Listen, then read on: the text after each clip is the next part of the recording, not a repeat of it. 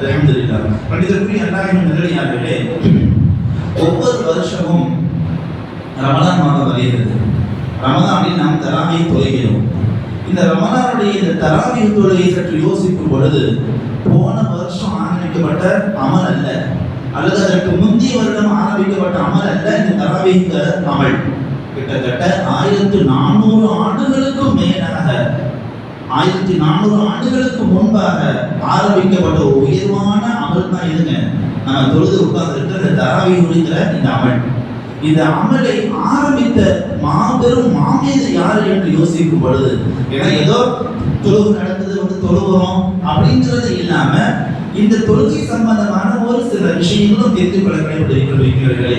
இந்த தராவீஹை ஆரம்பித்தவர்கள் யார் என்று பார்க்கும் பொழுது, இதற்கு மூல காரணம் இஸ்லாத்தின் இரண்டாவது ஹலீஃபாவான ஹஜ்ரத் பெருந்தகை உமர் ரலியல்லாஹு அன்ஹு. இந்த தராவீஹை ஜமாத் ஆரம்பிச்சது யாருங்க? உமர் ரலியல்லாஹு அன்ஹு என்பதை வரலாறு சொல்லக்கூடிய செய்தியாக இருக்கிறது. மனிதருக்குரிய அல்லாஹ்வின் நல்லடியார்களே, அப்துல் ரஹ்மான் இப்னு அப்துல் காரி என்று சொல்லக்கூடிய ஒரு சஹாபி அவங்க சொல்றாங்க, நானும் ஹஜ்ரத் உமர் ரலியல்லாஹு அன்ஹு அவர்களும் ரமதான் காலத்தில் இரவு நேரத்தில் மஸ்ஜிதுக்கு வந்தோம். அங்கு பார்த்தா மக்கள் நிறைய இருக்கிறாங்க, ஆனா தனித்தனி கூட்டமா என்ன செய்யறாங்க, ஜமாத்தாக தொழுதுகிட்டு இருக்கிறாங்க.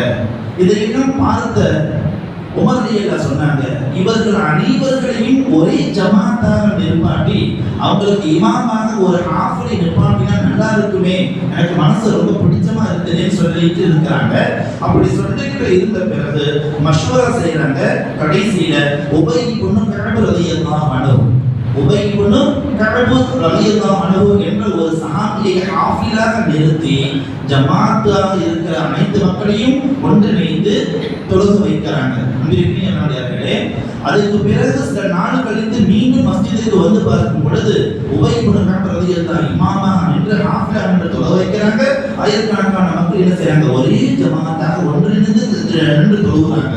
இதையெல்லாம் பார்த்து சந்தோஷப்பட்ட உமர் ரலியல்லாஹு சொன்னாங்க, என்ன ஒரு அழகான ஒரு வேலை நம்ம பார்த்திருக்கிறோம், அல்ஹம்துலில்லாஹ் சொல்லி அல்லாஹ்வுக்கு ஷுக்ர் செய்தாங்க என்று வரலாறு சொல்கிறது.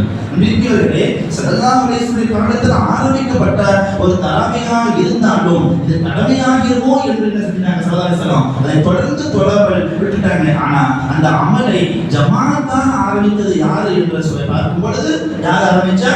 உமர் ரலியல்லாஹு அன்ஹு. இஸ்லாத்தின் தராவீஹின் முதல் ஹாஃபில் யாருன்னா அவங்க பேர் என்னங்க?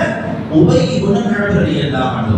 அப்ப முதல் ஹாஃபிலா இருந்து தராவீஹ் தொழுகை வச்சது உபை இப்னு கஅப் ரலியல்லாஹு. இந்த தராவீஹ் தொழுகை உருவாகுவதற்கு மூல காரணமாக இருந்தவர்கள் ஹஜ்ரத் பெருந்தகை உமர் ரலியல்லாஹு அன்ஹு என்பதை நாம்